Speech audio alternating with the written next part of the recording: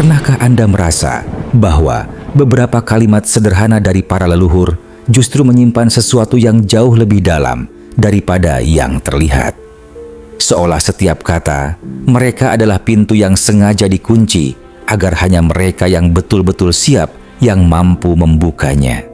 Bukan sekadar nasihat, bukan pula sekadar petua hidup, tetapi jejak dari sebuah pengetahuan tua yang hanya dapat dipahami oleh mereka yang mau melihat lebih dari sekadar permukaannya. Di sepanjang sejarah, manusia telah meninggalkan jejak berupa simbol, ungkapan, teka-teki, dan kalimat samar. Dari ukiran di dinding candi sampai petuah nenek moyang yang terdengar seperti metafora aneh. Namun, ada sesuatu yang sama di antara semuanya. Mereka tidak pernah berbicara secara langsung. Mereka menyembunyikan yang suci dari orang yang belum siap, sama seperti seorang guru yang menyembunyikan pedang tajam dari murid yang belum matang. Ketika leluhur berkata bahwa manusia harus menyatu dengan angin, melihat dengan mata yang tidak dapat melihat, atau menyimpan satu cahaya dalam kegelapan, mereka tidak sedang menyusun puisi. Mereka sedang menanamkan sandi, sebuah kode rahasia yang hanya dapat dipecahkan ketika seseorang memiliki pemahaman tertentu tentang alam, diri sendiri, dan hubungan halus antara keduanya. Di balik setiap teka-teki itu tersembunyi peta menuju kesadaran yang lebih tinggi. Dalam video ini, kita akan menyelami rahasia yang tersembunyi di balik teka-teki para leluhur yang selama berabad-abad tidak pernah dijelaskan.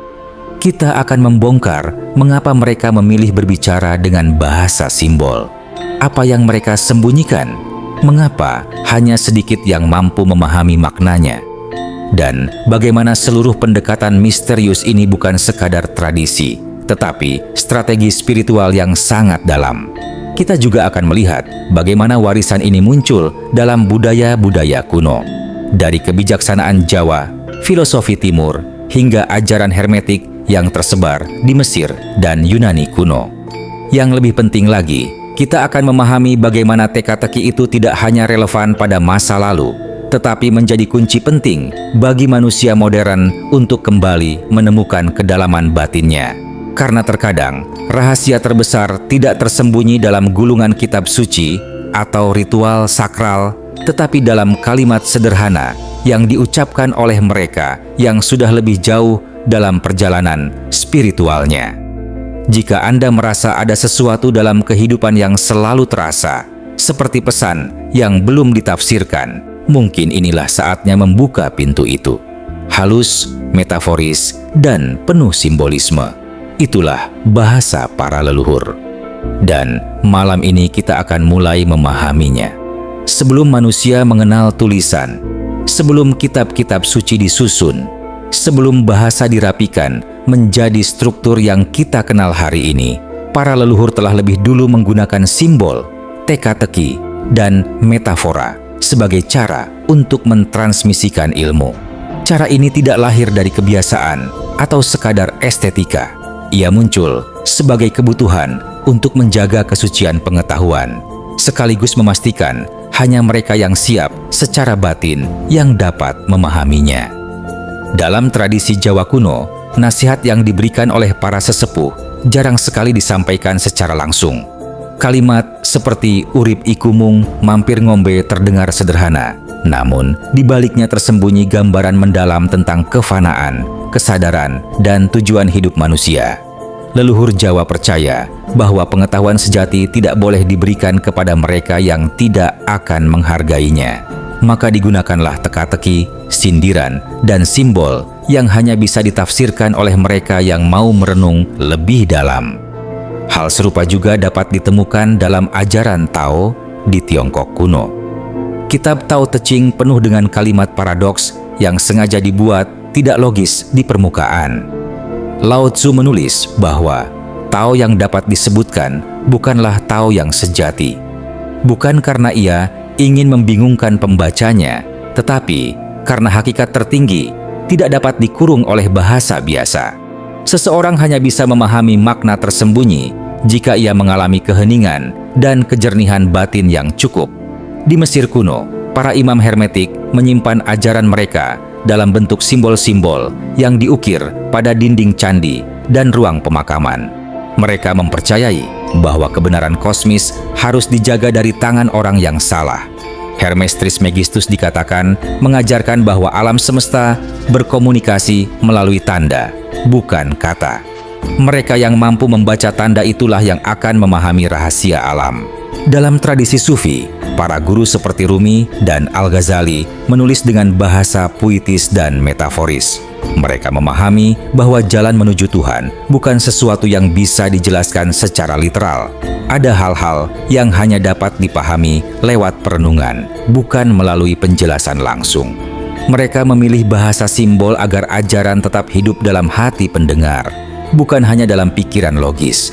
Bahkan, dalam filsafat Yunani, Sokrates dikenal sebagai sosok yang menjawab pertanyaan dengan pertanyaan. Bukan karena ia tidak tahu jawabannya, tetapi karena jawaban sejati harus lahir dari kesadaran manusia itu sendiri. Ia tidak memaksa logika, melainkan mendorong muridnya untuk masuk ke dalam wilayah refleksi yang lebih dalam. Semua tradisi kuno ini, dari timur hingga barat, memiliki satu benang merah yang sama. Pengetahuan paling penting selalu dibungkus dalam teka-teki. Bahasa simbol digunakan bukan untuk mempersulit, melainkan untuk melindungi. Kebenaran spiritual tidak pernah diberikan secara gratis. Ia harus ditemukan melalui pencarian, perenungan, dan transformasi pribadi. Di masa lalu, hanya mereka yang matang secara batin yang bisa memahami teka-teki para leluhur. Namun, dunia modern membuat manusia semakin jauh dari kemampuan membaca simbol. Kita terbiasa dengan jawaban cepat, instruksi langsung, dan pemahaman literal. Akibatnya, banyak pesan leluhur yang tampak seperti kata-kata puitis tanpa makna. Padahal, di dalamnya tersimpan peta menuju kedalaman diri. Dalam konteks inilah, memahami bahasa teka-teki para leluhur menjadi penting kembali. Bukan untuk memecahkan misteri sejarah, tetapi untuk memulihkan cara lama manusia berkomunikasi dengan alam, diri sendiri, dan kenyataan yang lebih halus. Karena selama kita masih hanya melihat permukaan kata, kita akan terus kehilangan harta karun yang disembunyikan oleh mereka yang datang sebelum kita. Untuk memahami rahasia di balik teka-teki para leluhur, kita harus terlebih dahulu memahami satu prinsip dasar yang mereka anut. Pengetahuan hanya dapat diberikan kepada orang yang mampu menanggung konsekuensinya. Dalam pandangan mereka, kata-kata bukan sekadar alat untuk menyampaikan makna. Kata adalah wadah energi. Setiap simbol, metafora, atau teka-teki merupakan selubung yang menyimpan daya tertentu. Itulah sebabnya, ajaran terdalam sering dibungkus dengan bahasa yang tidak langsung. Mereka tidak ingin membuka pintu yang dapat menyebabkan seseorang tersesat jika belum siap. Leluhur kita memahami bahwa manusia memiliki 3 lapisan pemahaman. Yang pertama adalah telinga, yaitu pemahaman literal. Yang kedua adalah pikiran, yaitu pemahaman logis dan analitis. Yang ketiga, yang paling penting adalah hati, yaitu pemahaman intuitif. Teka-teki diciptakan untuk memaksa seseorang melewati 2 lapisan pertama agar akhirnya mencapai yang ketiga. Dengan kata lain, teka-teki adalah alat untuk menghancurkan pemahaman dangkal dan menggantikannya dengan kesadaran yang lebih dalam. Ambil contoh teka-teki spiritual, seperti melihat tanpa mata, mendengar tanpa telinga, atau berjalan tanpa melangkah. Bagi pikiran modern, kalimat ini mungkin terdengar seperti sesuatu yang tidak masuk akal. Namun, bagi mereka yang telah melatih kepekaan batin, semua itu sangat jelas. Melihat tanpa mata berarti mengaktifkan persepsi batin. Mendengar tanpa telinga berarti menangkap pesan halus dari alam melalui intuisi. Berjalan tanpa melangkah berarti bergerak dalam kesadaran, bukan tubuh. Teka-teki ini memaksa seseorang mencari jawaban yang tidak dapat ditemukan dalam logika saja. Ia mengarahkan manusia pada pengalaman, bukan sekadar konsep. Teka-teki juga digunakan sebagai alat seleksi. Leluhur memahami bahwa tidak semua orang berada pada tingkat pemahaman yang sama. Seseorang yang hanya mencari hiburan atau kekuatan instan akan menyerah ketika dihadapkan pada bahasa simbol. Namun, mereka yang memiliki kesabaran, kerendahan hati, dan ketekunan akan terus merenung. Dengan begitu, hanya mereka yang sungguh-sungguh siap yang akan menemukan inti pengetahuan. Teka-teki, dengan kata lain, adalah gerbang yang hanya terbuka bagi pencari sejati. Selain itu, bahasa simbol memberikan keleluasaan makna. Sebuah kalimat dapat beresonansi berbeda pada setiap orang tergantung pada tingkat kesadarannya. Contohnya, petuah kuno yang sering kita dengar. Ketika seseorang masih berada pada tahap awal perjalanan batin, ia hanya menangkap makna moral dari kalimat tersebut. Namun, ketika ia mendalami diri, makna itu berubah menjadi sesuatu yang lebih filosofis. Dan ketika ia semakin matang, kalimat yang sama tiba-tiba menjadi peta menuju transformasi spiritual. Itulah kekuatan teka-teki. Ia tumbuh bersama kesadaran manusia. Ada alasan lain mengapa para leluhur memilih berbicara dengan teka-teki. Mereka tahu bahwa pengetahuan yang dihafal mudah dilupakan. Tetapi pengetahuan yang ditemukan melalui usaha akan menempel lebih dalam ke dalam jiwa. Ketika seseorang memecahkan teka-teki, ia tidak hanya memahami jawabannya, tetapi juga mengubah dirinya. Ia menjadi lebih peka, lebih sadar, lebih hidup. Proses memecahkan teka-teki itu sendiri adalah bentuk latihan spiritual. Dan masih ada satu hal penting. Teka-teki tidak hanya menyampaikan pengetahuan, tetapi juga menjaga misteri. Para leluhur tahu bahwa tidak semua kebenaran boleh dibuka terang-terangan. Ada hal-hal yang jika disampaikan secara langsung justru dapat membahayakan, baik bagi orang yang mendengarkan maupun bagi keseimbangan tatanan yang sedang berlangsung. Maka, mereka menyimpannya dalam bentuk yang aman, tersembunyi di balik kalimat-kalimat yang hanya dapat dibuka oleh kesadaran tertentu. Bagian pertama ini membuka fondasi dari rahasia tersebut. Namun, teka-teki para leluhur masih memiliki lapisan yang lebih dalam. Ada motif tersembunyi, strategi batin, dan alasan filosofis yang jauh lebih kompleks daripada sekadar penyamaran makna. Inilah yang akan kita masuki pada bagian berikutnya. Jika pada bagian sebelumnya kita memahami fungsi dasar teka-teki sebagai penjaga pengetahuan, kini kita masuk ke wilayah yang lebih dalam. Di balik setiap metafora dan simbol, para leluhur menyimpan sebuah struktur berpikir yang sangat berbeda dari cara manusia modern memahami dunia. Mereka tidak melihat kenyataan sebagai sesuatu yang linier dan terpisah. Bagi mereka, segala sesuatu saling terhubung. Alam, manusia, pikiran, emosi, pergerakan langit, bahkan diam sekalipun. Karena itu, bahasa mereka tidak dapat dibangun dari logika biasa. Bahasa mereka muncul dari cara mereka memandang realitas sebagai satu kesatuan. Teka-teki para leluhur seringkali bersifat paradoks. Misalnya, konsep menjadi kosong untuk menjadi penuh, atau menjadi lemah untuk menjadi kuat. Bagi pikiran modern yang terbiasa dengan logika dualistik, paradoks seperti ini terasa tidak masuk akal. Namun, paradoks bukanlah kesalahan logika. Ia adalah petunjuk bahwa Anda harus melihat sesuatu dari perspektif yang lebih luas. Para leluhur menggunakan paradoks untuk memecahkan kebekuan pikiran. Ketika pikiran berhenti karena bingung, barulah hati mulai bekerja. Teka-teki tidak hanya menyimpan makna, ia juga bekerja sebagai katalis energi. Dalam banyak tradisi kuno, kata dianggap sebagai pintu.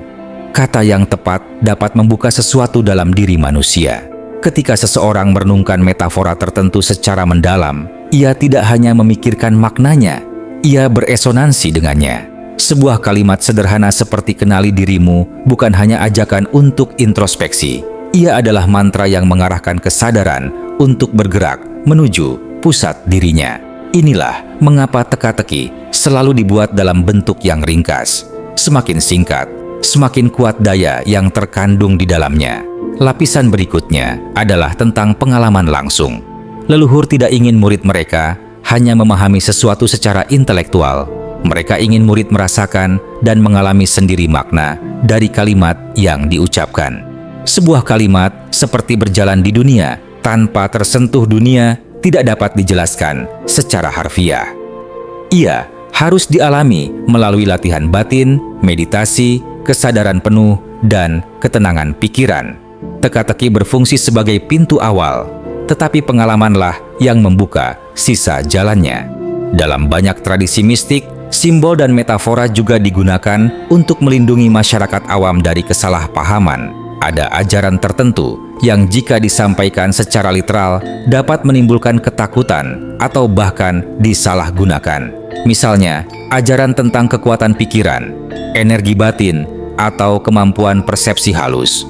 Jika diberikan secara mentah kepada orang yang belum matang, ajaran tersebut dapat menjadi alat ego, bukan alat transformasi. Karena itu, leluhur menyampaikannya dalam bentuk yang memerlukan kedewasaan batin untuk dibuka. Alasan lainnya lebih filosofis. Para leluhur percaya bahwa kebenaran tertinggi tidak dapat dituliskan atau diucapkan. Ia hanya bisa disinggung, diarahkan, dan ditunjukkan melalui simbol. Jika seseorang diberikan kebenaran secara langsung, maka ia hanya akan memahami bentuknya, bukan hakikatnya. Karena itu, mereka memilih untuk membungkus kebenaran dalam teka-teki, agar murid melakukan perjalanan batin untuk menemukannya sendiri. Penemuan itu jauh lebih kuat daripada penjelasan apapun yang bisa diberikan. Dan ada lapisan terakhir, lapisan yang sangat halus. Teka-teki adalah cara leluhur menyelaraskan kesadaran manusia dengan pola alam. Alam berbicara melalui simbol. Matahari terbit bukan sekadar fenomena fisik, tetapi simbol kebangkitan. Hujan bukan sekadar air yang turun, tetapi simbol pembersihan. Pergantian malam dan siang bukan hanya rotasi bumi, tetapi simbol dualitas dan keseimbangan. Ketika leluhur berbicara dengan bahasa simbol, mereka mengajarkan manusia untuk kembali mendengar bahasa alam. Mereka mengajarkan bagaimana membaca pola-pola halus yang selalu berbicara kepada kita, meski jarang kita perhatikan. Dengan memahami lapisan-lapisan ini, kita semakin dekat pada inti dari teka-teki para leluhur. Mereka tidak sedang mencoba menyulitkan generasi selanjutnya. Mereka sedang mengajarkan sebuah cara memandang dunia, sebuah cara membaca realitas, dan sebuah cara untuk kembali kepada kedalaman diri. Teka-teki adalah kendaraan, pengetahuan sejati adalah tujuan, dan perjalanan batin adalah jalannya. Semua pengetahuan yang diwariskan para leluhur melalui teka-teki bukan hanya untuk dikagumi atau dipahami secara intelektual. Ia diciptakan untuk mengubah manusia dari dalam, membentuk kesadaran yang lebih tajam, lebih peka, dan lebih selaras dengan realitas halus. Untuk mengaplikasikan ajaran ini, seseorang harus belajar membaca simbol, mendengar apa yang tidak diucapkan, dan merasakan apa yang tidak tampak. Cara ini bukan sekadar metode spiritual, melainkan latihan untuk membangkitkan kembali kecerdasan batin yang telah lama tertidur. Langkah pertama adalah melatih keheningan. Teka-teki para leluhur tidak dapat dibuka melalui pikiran yang sibuk. Ketika seseorang mendengar petuah seperti jadilah air atau temukan cahaya di dalam gelap, pikiran otomatis ingin mencari jawaban cepat. Namun, teka-teki ini tidak dimaksudkan untuk dijawab, melainkan untuk direnungkan. Duduk diam selama beberapa menit setiap hari, memperhatikan napas, dan memberi ruang bagi kata-kata itu untuk tenggelam ke dalam batin adalah langkah awal yang sederhana, namun sangat efektif. Saat keheningan muncul, makna halus mulai bergerak dari ketidaksadaran menuju kesadaran. Langkah kedua adalah merasakan, bukan menganalisis. Setiap kali Anda mendengar metafora leluhur, jangan terburu-buru menafsirkannya. Coba tanyakan pada diri sendiri, apa yang Anda rasakan saat mendengarnya? Misalnya, petuah berjalan tanpa meninggalkan jejak. Apakah Anda merasakan kebebasan di dalamnya? Atau justru kehampaan? Apakah Anda merasakannya sebagai perintah untuk tidak melekat? Atau ajakan untuk menjadi lebih sadar? Dalam tradisi kuno, rasa dianggap lebih dekat dengan kebenaran daripada pikiran. Pikiran mengurai, namun rasa menyentuh inti. Langkah berikutnya adalah menerapkan makna metaforis ke dalam kehidupan sehari-hari. Jika seorang leluhur berkata, menjadi kosong untuk menjadi penuh, Praktiknya dapat berupa melepas hal-hal yang menghalangi aliran energi, seperti kemarahan yang dipendam, ekspektasi berlebihan, atau keterikatan pada hasil. Ketika kita belajar menjadi kosong, kita memberi ruang bagi pengalaman baru, wawasan baru, dan energi yang lebih segar untuk masuk. Dengan demikian, teka-teki bukan sekadar konsep, melainkan panduan hidup yang praktis. Ada juga latihan yang bisa dilakukan untuk melatih kepekaan membaca simbol. Misalnya, mengamati kejadian kecil dalam kehidupan sehari-hari. Alam sering berbicara melalui pola. Burung yang tiba-tiba berhenti di depan Anda, angin yang bertiup saat Anda sedang ragu, atau kejadian berulang yang muncul dalam beberapa hari terakhir. Latihan ini membantu mengembangkan intuisi, kemampuan yang sangat diperlukan untuk memahami bahasa simbol yang digunakan para leluhur. Ketika intuisi tajam, teka-teki yang sebelumnya tampak misterius mulai membuka dirinya pelan-pelan. Salah satu tantangan terbesar dalam mengaplikasikan ajaran ini adalah kesabaran. Teka-teki para leluhur tidak pernah terbuka dalam satu kali renungan. Ia membutuhkan waktu, kedewasaan, dan pengalaman hidup. Banyak orang menyerah karena merasa tidak mendapatkan jawaban instan. Namun, justru dalam proses menunggu inilah transformasi batin terjadi. Teka-teki bekerja seperti benih yang ditanam dalam tanah. Ia membutuhkan waktu untuk tumbuh, tetapi ketika akhirnya berakar, kesadarannya menjadi lebih kuat dan stabil. Di sisi lain, Anda juga perlu berhati-hati untuk tidak memaksakan makna. Ada kalimat yang sengaja dibiarkan mengambang oleh para leluhur, tidak untuk ditafsirkan secara kaku. Anda mungkin menemukan makna tertentu hari ini, lalu menemukan makna yang sama sekali berbeda bertahun-tahun kemudian. Itu bukan kesalahan interpretasi. Itu adalah tanda bahwa Anda sedang bertumbuh. Teka-teki memang dirancang untuk berubah bersama kesadaran manusia. Pada akhirnya, cara terbaik untuk menerapkan ajaran ini adalah dengan menjadikan setiap kata leluhur sebagai cermin. Ketika Anda mendengar kalimat yang membingungkan, lihatlah apa yang dibukanya dalam diri Anda. Adakah ketakutan yang muncul?